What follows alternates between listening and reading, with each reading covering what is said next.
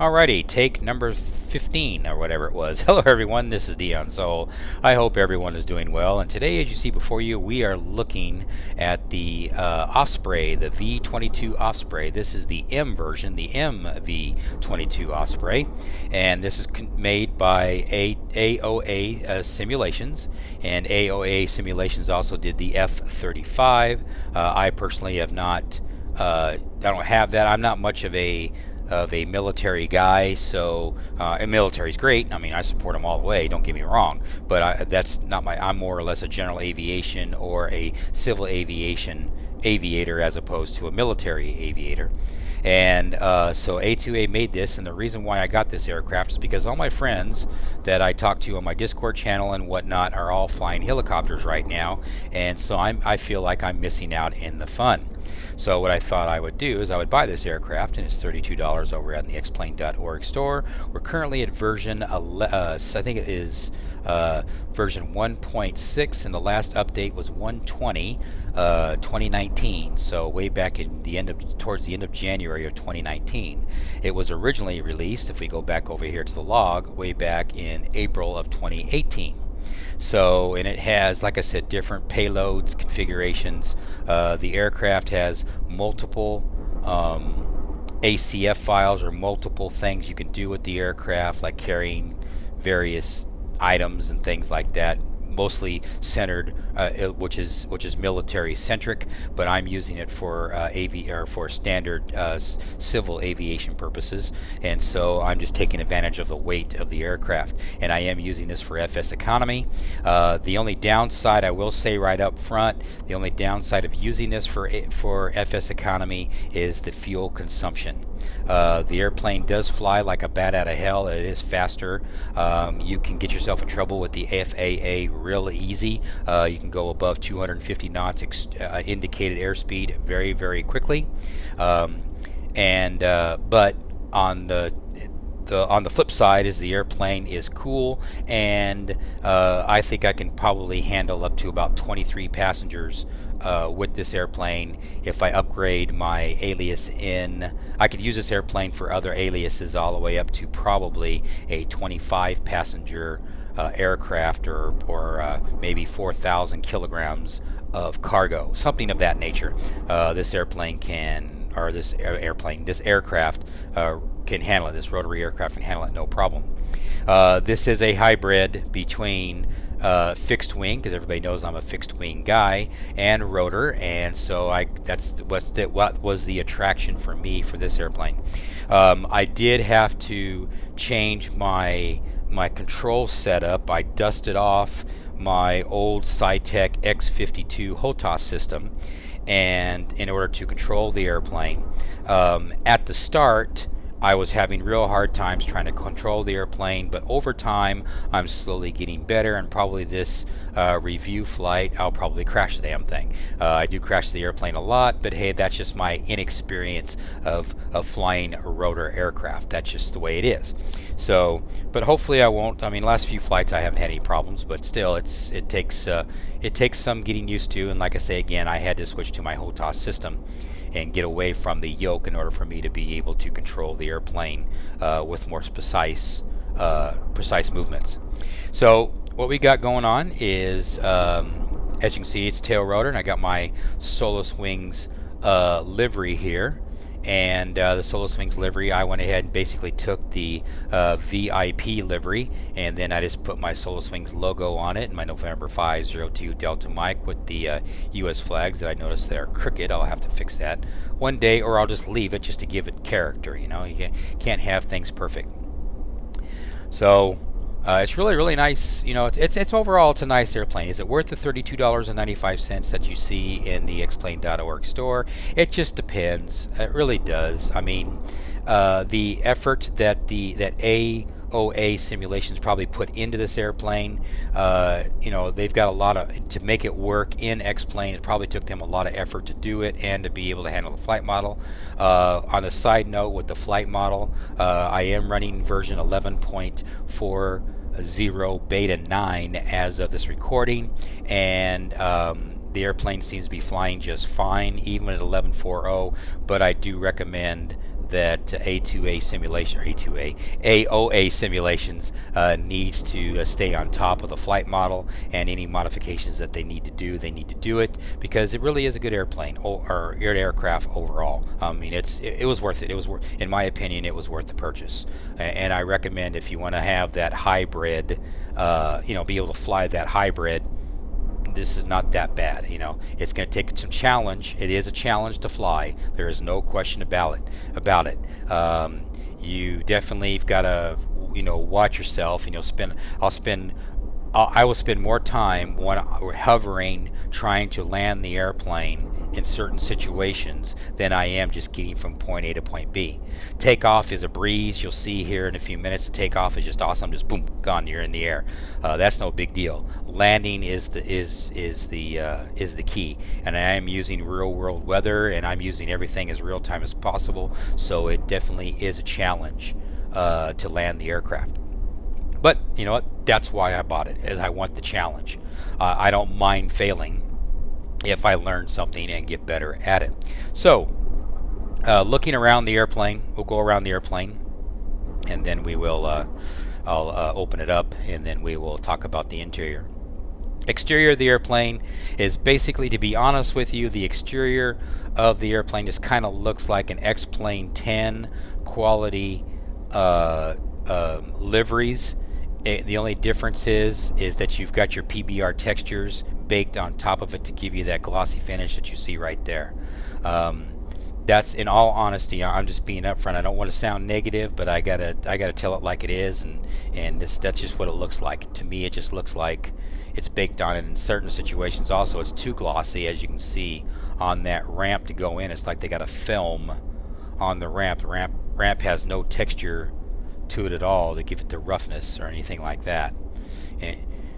But it is what it is. The wheels themselves, to talk about the wheels real quick, the wheels, their speed when you're rolling looks like they're going faster than what you're actually moving. And so when I'm using a better pushback as an example, if I put better pushback on this, you can see the better pushback wheels are just going kind of in time with the amount of speed that you would realistically see, whereas this aircraft right here, the wheels seem to be spinning faster than what the aircraft is moving. You'll notice the tie downs are baked on. They are not little handles or anything like that, so they're not 3D modeled, which from a role-playing aspect, it'd be kind of nice for the developer to be able to create these to be 3D and then articulated, where you actually would have sticks, or not sticks, but things coming down and attaching to the ground for tie-down purposes, which would make it kind of cool. And like I say, the rest of it's looks like it's kind of all that looks like baked on decals, which is most unfortunate, but hey, it is what it is. Let's see what else to talk about here. It has the camera in the bottom right there, so you can see where you're going to land and whatnot, which is kind of cool. That's a nice touch. I like that. I'm assuming this right here is the radar, is what this little thing sticking out is. Instead of it being on the wing, it's on the center of the fuselage, or in the center, or in the fuselage instead of in the wing, which it kind of looks kind of funky, but I know it kind of brings character to it. I mean, it's just kind of like, yeah, this is not pleasant to look at, but it's functional, and it's the beauty is just in the fact that it is what it is. That kind of thing. So without further ado, let me go ahead and pull ourselves back out here. Of course, I don't have my so I have to go over here like this. I don't have my my up and down set correctly, so we'll come back over here.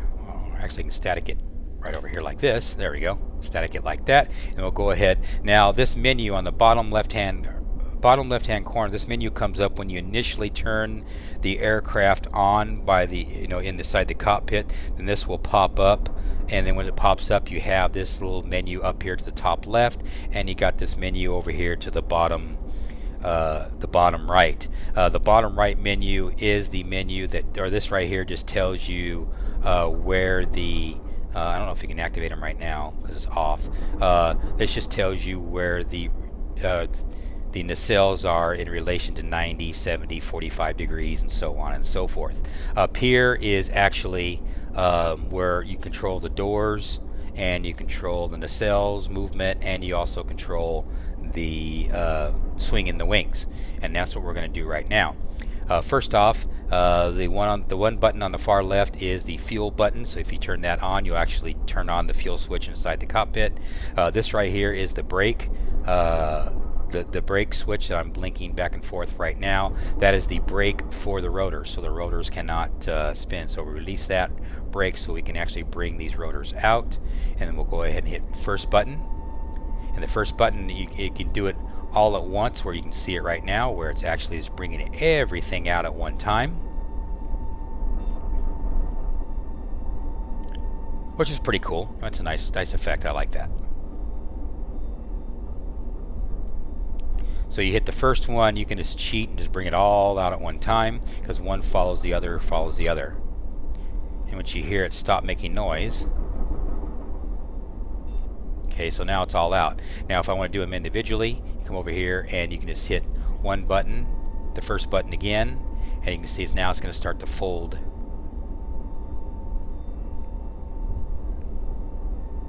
The rotors. I think that's pretty cool. See, that's what you're paying the $32 for, I think, is the fact that you're, that articulating all this stuff.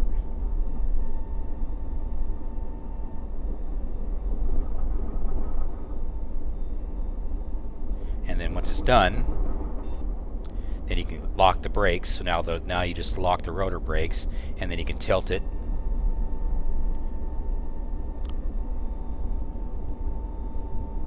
Which is pretty neat.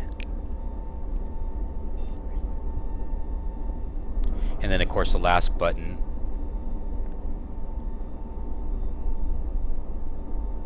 once it's done, you can click on it, and now it's going to go into stow position, so you can basically have more room when you're on an aircraft carrier.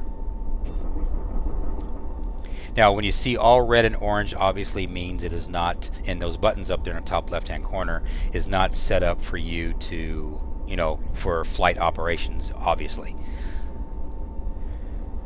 So what we're going to do is we're going to go ahead and make this thing ready for flight operations. So we're going to start out with the center button. Once this thing gets done making noise, bring it on out, then you can go ahead and tilt those up. You can go ahead and unlock those, and then unlock all at one time if you're going to speed process up. The other buttons, okay, is the doors. We'll come over here while that's finishing up here.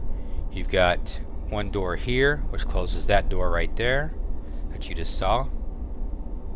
So now passengers are in place, or in this case, troops are in place, and then you can close that up right there. And of course, if you go over here to this other button right here, which will come on around,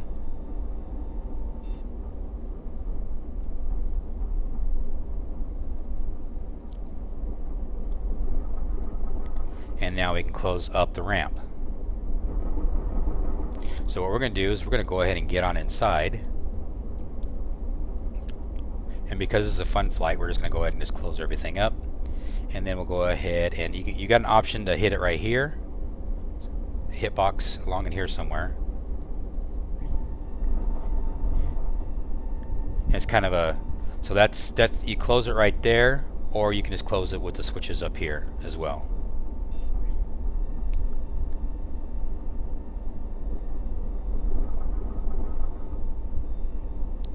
And that takes care of that. Now you got your viewport. But anyway, so now we'll go on up in here and we'll get inside the cockpit here. Now unfortunately, like I said, we don't have a door in here. I just wish they would have created this bulkhead with the door, open and closing the door for role-playing purposes. Did not do that, so you just got to clip right on through. And now we're inside, and then here you go. There's your jump seat. Jump seat does not articulate, so you don't have a working jump seat. It's just there for aesthetics, but it is 3D modeled. So what we're going to do now is, first thing we got to do is we got to turn on the battery power. Battery power is now on. And then we will go ahead and turn the APU on, which is right here. So it's just instant on. Nothing special there, just instant on. Okay, and then the next thing we got to do is we got to verify that our rotor brake is off, and it is off. Our starting each engine is right here and ready to go. And then we will go ahead and turn on the... Now once I turn on the avionics, which is the avionics switch right here, it's going to make all kinds of noise.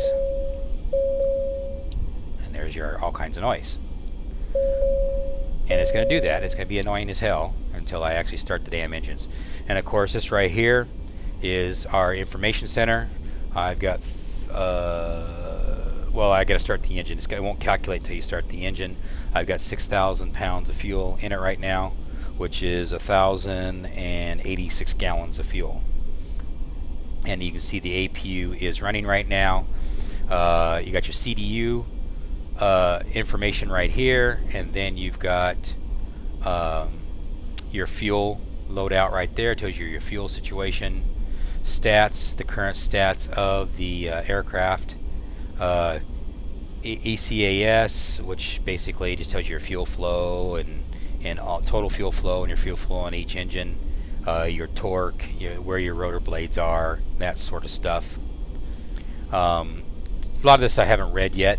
Your camera, this is your that camera that you saw at the bottom of the that you saw outside at the bottom. There's your camera, so it can help you try to land. I try to use it and I don't have a very good job at it. Now this right here is basically this map is basically a snapshot of this.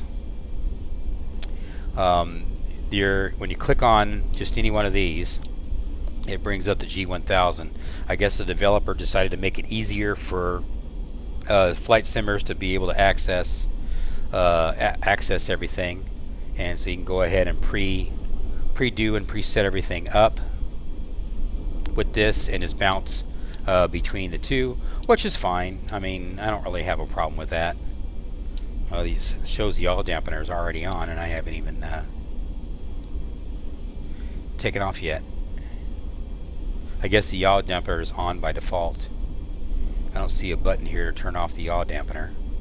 So, but at any rate, that's how this is set up, and then your altimeter and everything else, we're going to go to standby. And so you do all your manipulation here for the most part. And then of course your map, instead of having the map screen, the other half of the G1000, they just put the map here only, and then that's it. So that's what we got there. Now over here, what I found for me, at least with version 4.0 beta 9, so you have auto trim, auto flaps, auto. So right now it's automatically setting up the flaps to be getting ready for takeoff. I guess for some people that would work just fine, but I have found for me, when I try to use auto everything, I have more, it creates more problems for me trying to fly this aircraft than it is if I just have everything at automatic or at manual. So I just turn everything off, and then I just do manual on everything. But it is set up for takeoff, by the way, and you can tell it's you're in manual mode because you got this manual mode right here, and of course you've got manual right here, tilt, manual, and everything else. So I handle this manually. So that's how I roll on this particular aircraft, because it just seems that when I seem to try to do automatic, it gives me all kinds of issues. So and it's to each his own. Some people are going to probably not have any problems at all, and others will. To get rid of the HUD, this little HUD here, you can just click on this and it goes away. There is a HUD option available. I don't use it for VR and whatnot. This airplane would be excellent for VR operations. If I had a VR headset, this would probably be pretty damn cool. I tried to use my track IR with this because I can't just fly and move around and look around unless I am in autopilot, because I just don't. I have my hands too busy on the yoke and on the on the stick trying to control the aircraft. So a lot of times you'll see me when I fly this airplane. I'm basically looking right out this one screen right here, which I know is boring for you as the audience, but I can't help it. That's just the way it is. I can't change that because Track IR, it just doesn't seem to want to work for me. I don't know why, but it just doesn't. But at any rate, so let's go ahead and start the engines. Now what we're going to do is we're going to come over here. We got the generator set and all ready to go. All the doors are all locked up and ready to go there. Like I say again, the only buttons that actually work is the we'll go ahead and throw the tail light on. We'll go ahead and throw the beacon light on and the navigation lights on, and then of course the landing lights, we'll go ahead and turn that on as well for safety. Rest of these buttons do not work. Those don't work. The generator works, obviously that works. Hoist, we don't have a hoist mounted in here, so that does not work. Folding the blades and stuff, all these buttons work, and all the ramps and stuff works. This display does not work. I have not been able to see the display work ever, so I guess the display does not work. The fire suppression something, there is no indication that it works at all, so I guess that doesn't work. All of your ADFs, let me switch over to this screen right here. All this stuff, you can see some of this stuff works. I don't use it, but some of it does work in the navigation stuff.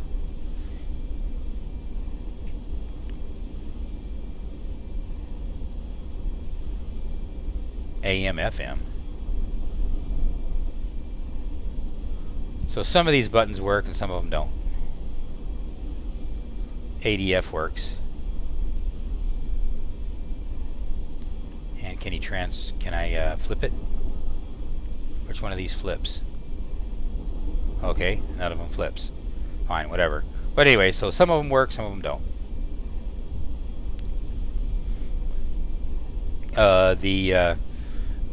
This one right here, I don't know what any of this is, but none of it works anyway, so I guess at this point, until we get an education on what all this does, we don't care. The turning on and off the FADEC, it's on all the time. There is no turning it off. The only thing that does work is these levers right here to go crank, start, and then fly, and then of course the rotor braking. So there's not very much that works. That's about it. That's all that really works. And then of course you got a lot of buttons down here that work, but most of these up here on the overhead don't work. So what we can go ahead and do now is we can go ahead and start engine number 1. And you should see the prop, which is right there. You should see that start to move. So let's go ahead and do that.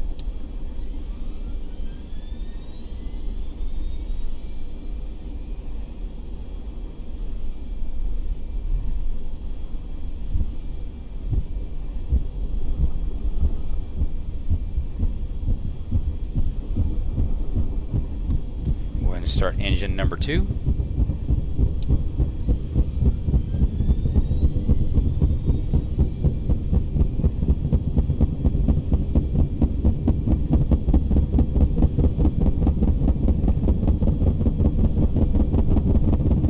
Sounds are really cool. I like the sound of the helicopter.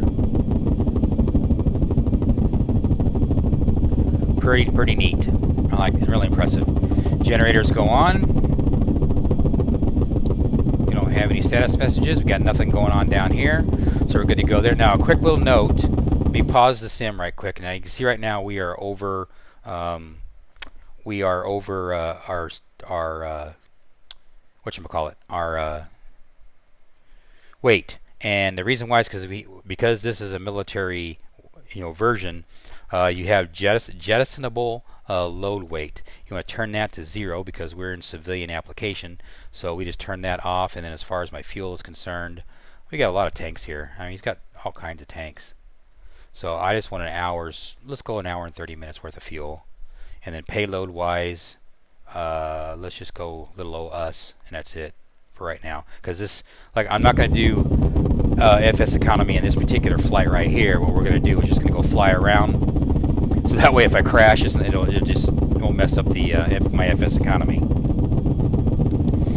So now that we're set and ready to go, let's go ahead and put our you got 2 indications of where your where your nacelles are. One is right here at 90 degrees, and then the other one over here is at 90 degrees, and of course your flaps. And then there's our camera. Guess we can go ahead and leave the camera on, I guess. We got wipers, so our wipers work. Intermittent.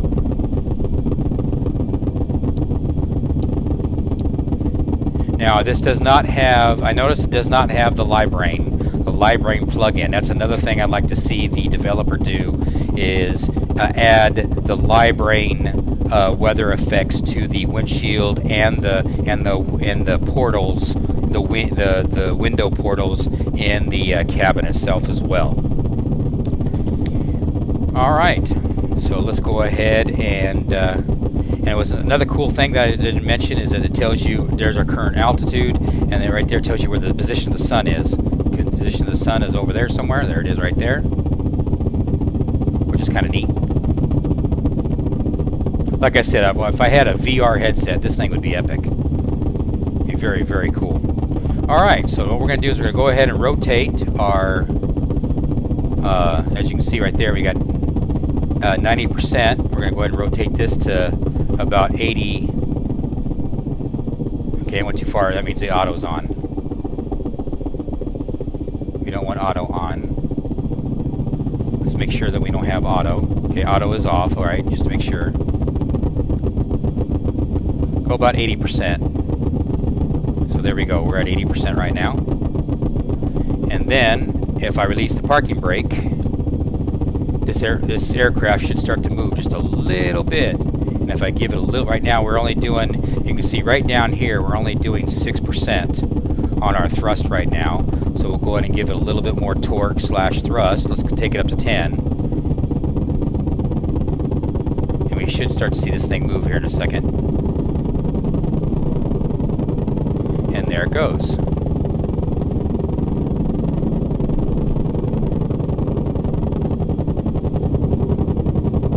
And we are rolling.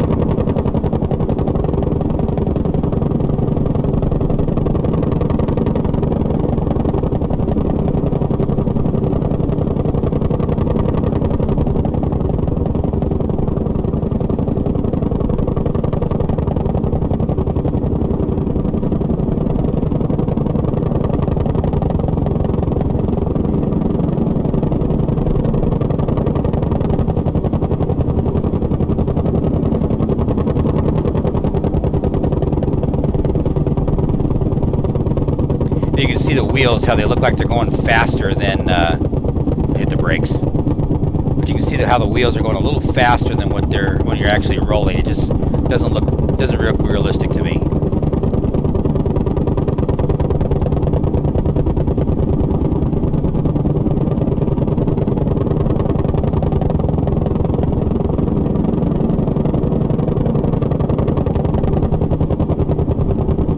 I just think that's just freaking cool.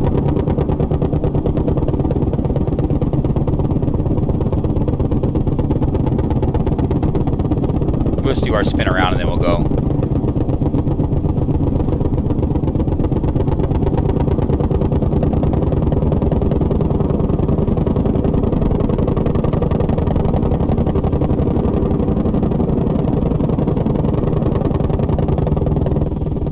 Anyway. Very, very cool. You can see the only time I can actually look around the cockpit is when I am either on the ground or I have my mouse available for me to look around and stuff. I just wish my track R would work, but it just doesn't.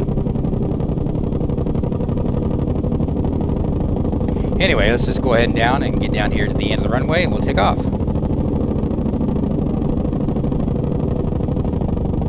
We'll stay at the tilt right around 80, all the way down to about 400 feet or so, and then once we get a 400 feet of AGL, which means, for sake of argument, because we are at 4,200 right now, we'll just take it up to 5,000. Once we get about 5,000, then I'll start gradually rotating the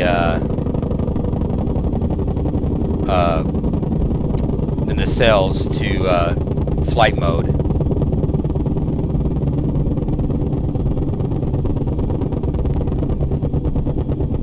And it looks like we are clear left, clear right, clear left. Approaching 3-5.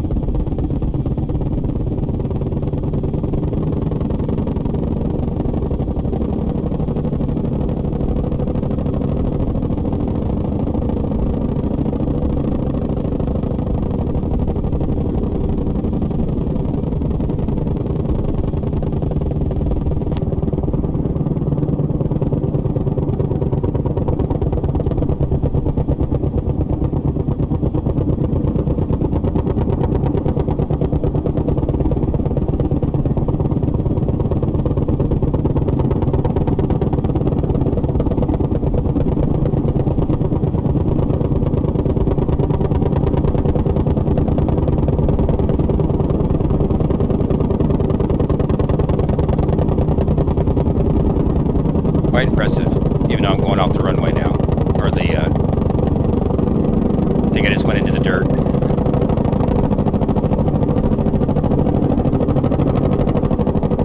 Quite impressive.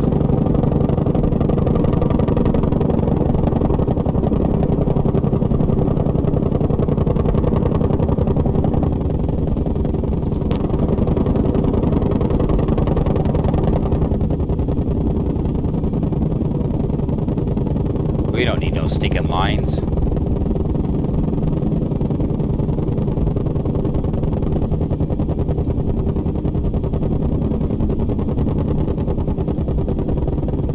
Alrighty.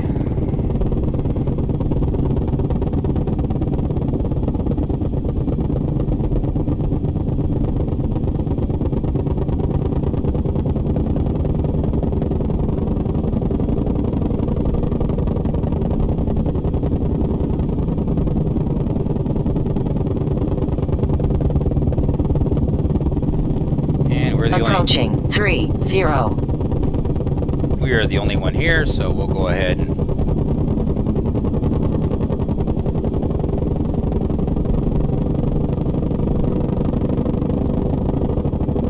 we got all lights on, all ready to go. On runway 30, flaps. And we already have flaps on, so let's just go. And that's it.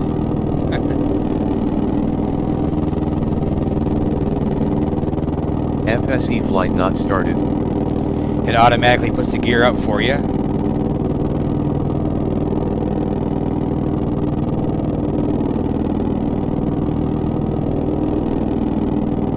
And I'll take the flaps back.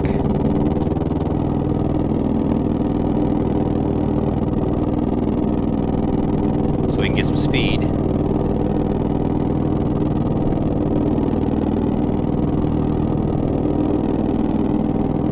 Now slowly just increase the props so we can get the speed up to where the props are vertical or horizontal. Go to 50% and you can see the speed starting to climb now.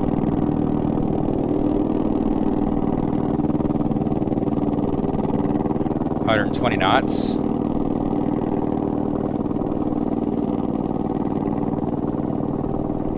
And you can hear it get quieter.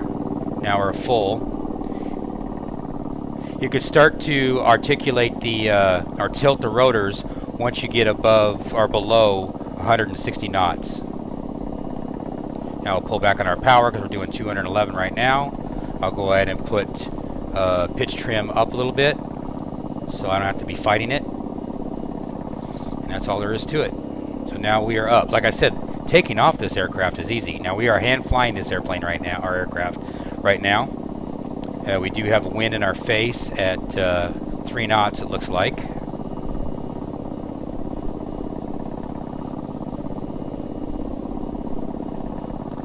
Trimming it out, I don't really have any trim tabs set. I'd have to actually bind some trim tabs to the aircraft.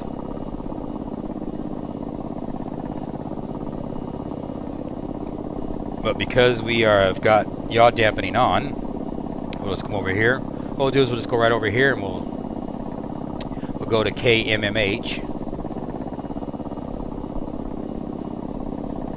Now we're above 10,000 feet.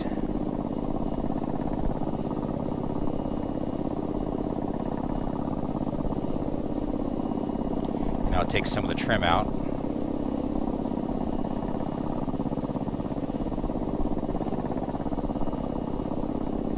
Get some speed going here.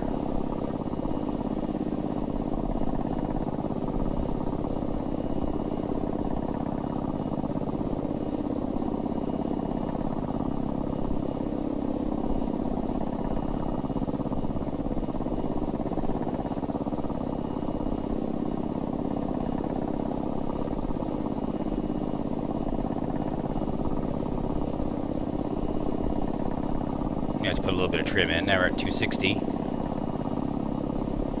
little bit more trim. Get that nose up. Just trying to trim out the... yeah, I just put too much trim in now.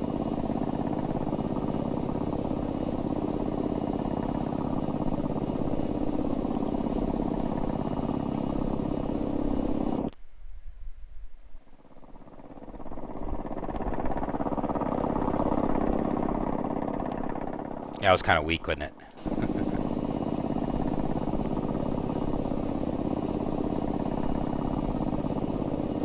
Like I said, this thing goes.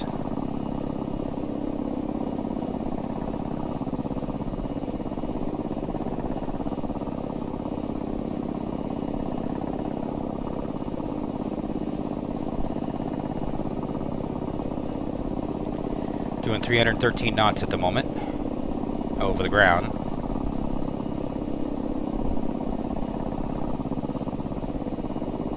Like I said, I gotta do some trim tabs and make it so I can trim this airplane out. See, if I let it go with the stick, it wants to go like this.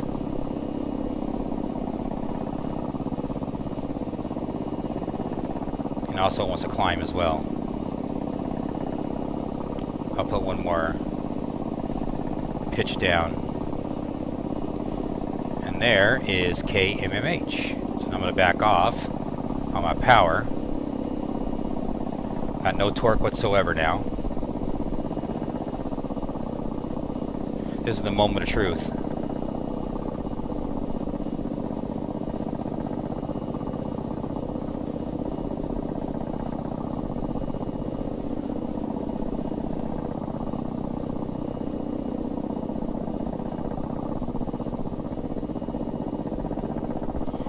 What I'm having a problem with is my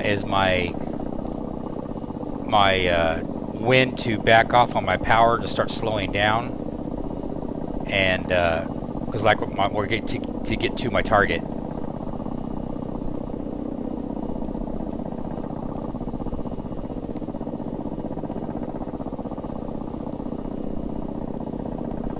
Almost down enough where I can start.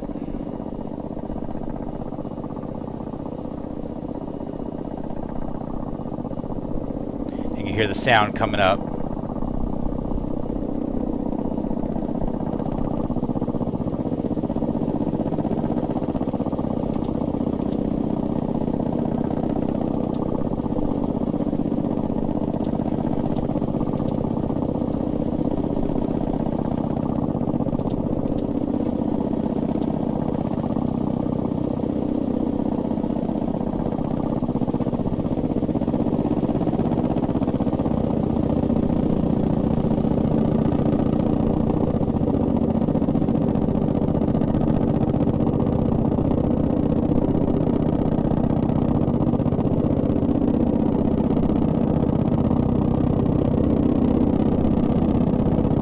So you have to have some on your HOTAS. You definitely want the flaps easily accessed with your thumb of your flaps and your tilt rotors.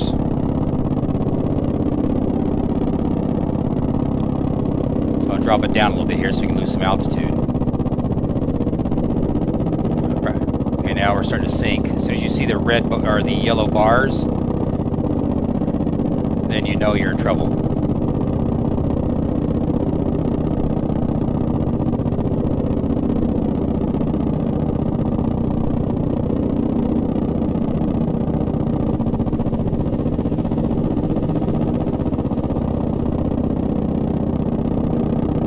You sit here and hover.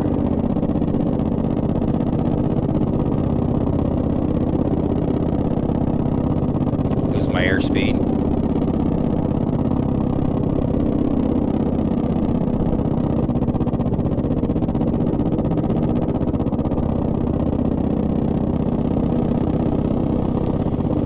feel it starting to stall. See the hear the noise of it stalling.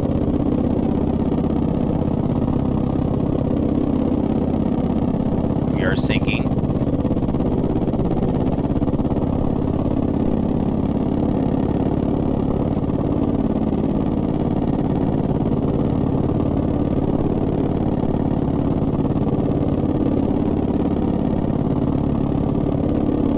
Trying to do an elevator effect.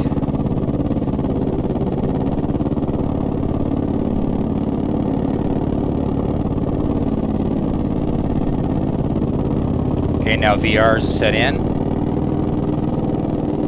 To get out of VRs, you just gotta pull the props back, or the and get our speed back up. You can see we lost it a little bit there. Now we gotta go back around.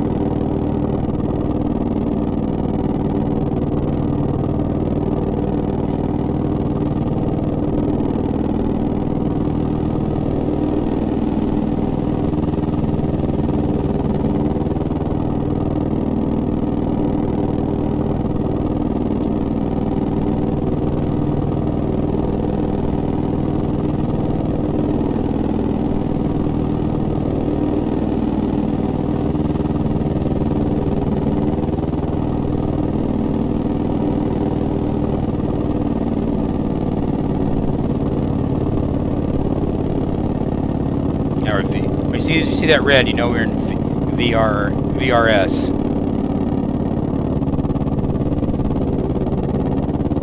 Now we're diving.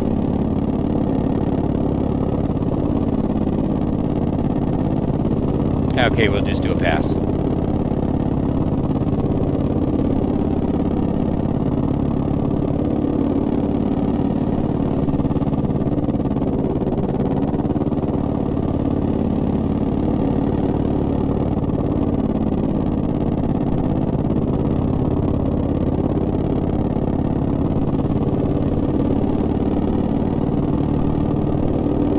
Now just leave it alone. Let it settle out.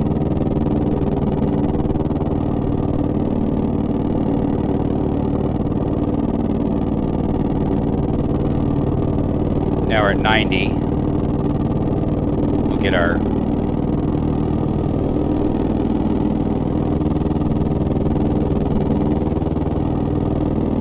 and we'll set it on down. Or let's get close to it, and then we'll figure out where we're supposed to be at.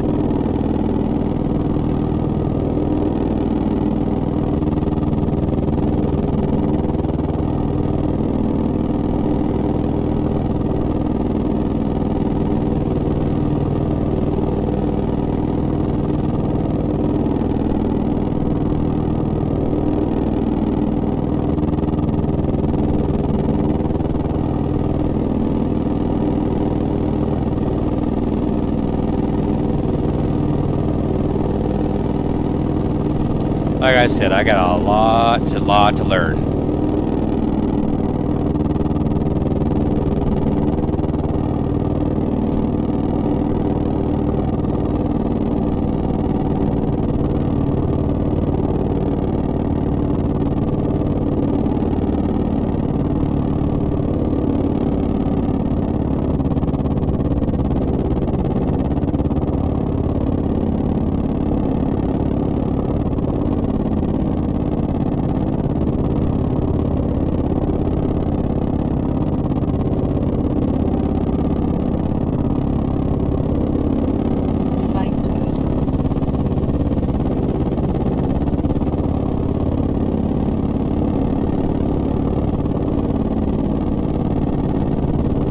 Caution, taxiway. Caution, taxiway. Approaching. Launching 09.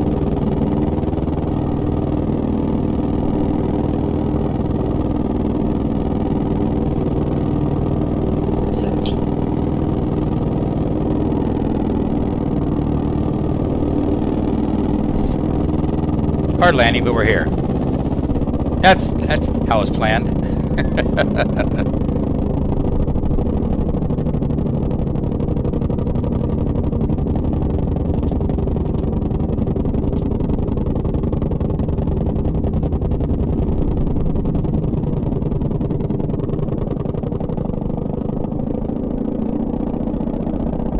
Ugly landing, but like I said, practice.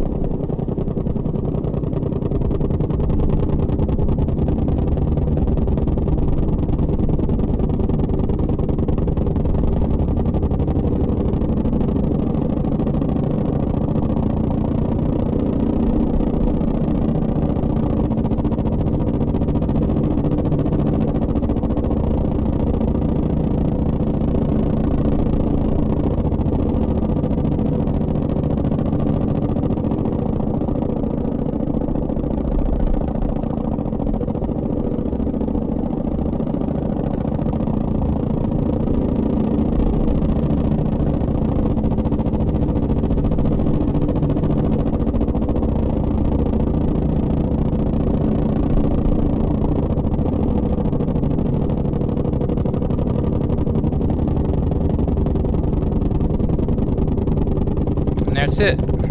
Parking brake.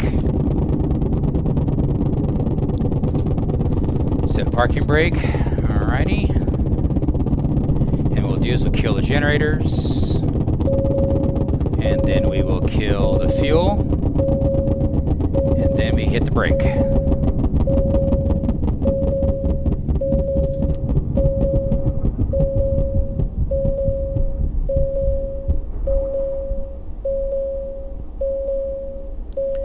That's all she wrote.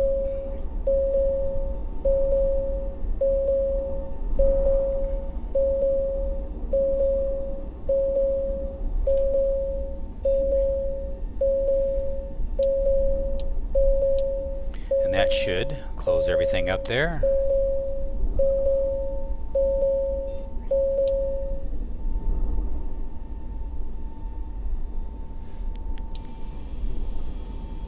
And because of the power consumption, I should have had that on. Ugly landing, but I got it on the ground, and at least it was a hard landing instead of a crash. So, hey, we'll take that. We'll take it. And that's that. Go step on outside. And like I said, interior-wise, I wish the developer would create a VIP cabin interior or a well, it could do that too, maybe 6 passengers or 12 passenger VIP, you know, take advantage of, because the developer's already got this jettisonable load weight. Know what you could put in there? You could put in, you know, something like weight for, you know, liquids such as water.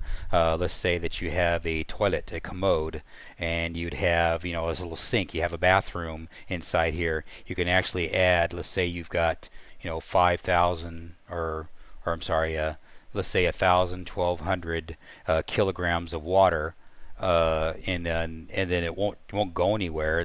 Unless you let it, you know, unless you jettison it out. You know, have that in there for your calculations of your trip, and you can have that in place, and that sort of thing. That would be cool. Take advantage of that, and then have, like I say again, have it's set up where you would actually have a VIP cabin, like I say, 12 passengers, 14 passengers, whatever, and then have a cabin where it's a lavatory with 19 or 20 passengers with luggage, and have it set up that way. That would be one thing that I would like to see the developer do. Will they ever do it? Probably not, because they're into, you know, military aviation as opposed to general aviation. So we'll just have to pretend. That's just all there is to it. But anyway, I hope you guys like this review of the Viper or the MV-22. I want to say Viper, but it's not a Viper. It's an Osprey. And like I said, it's a really fun airplane to fly. It's very challenging. I can go up in the mountains over there. You could use this for a search and rescue type vehicle for civilian use, where you can actually have maybe an ambulance, medevac. Somebody gets hurt up there in these mountains somewhere, and then you're called on to go up there and get a skier when it's during ski season, or whatever the case may be, whatever scenario you want to throw up there at Mammoth Mountains. Well, of course, Mammoth is over there, but either way, it doesn't really matter. You can fly over there, pick up your patients, and then bring them over to a hospital or whatever. I have not tried to land this airplane in downtown LA yet. That'll be one of the things I'll do, and maybe I'll do a video on that someday. But I got to get more proficient in landing the airplane or the aircraft before that, though, because like I said, you saw how ugly that landing was and how that wasn't to the book. Some people said, well, hey, why don't you just, or thought, you just use this airplane and just kind of just swoop in and just land it like a regular airplane. And I've tried to land it like a regular airplane. It just does not want to go down like a conventional airplane. It just wants to land, like a helicopter. I've been trying, and it may be just my technique. I just don't have the technique down, and I will keep on practicing, and eventually I'll get it. But until then, I'll just do what I can. As long as I don't crash the airplane, I'm good to go. So anyway, again, I definitely appreciate you guys watching this video. Definitely like, subscribe, and I do have some donation links in the description down below. And I definitely appreciate all the support that I can get, just trying to grow this YouTube channel. So again, I appreciate it. I'll catch you guys next time on another flight simulation adventures, and we'll do this all over again. Talk to you guys later. Bye.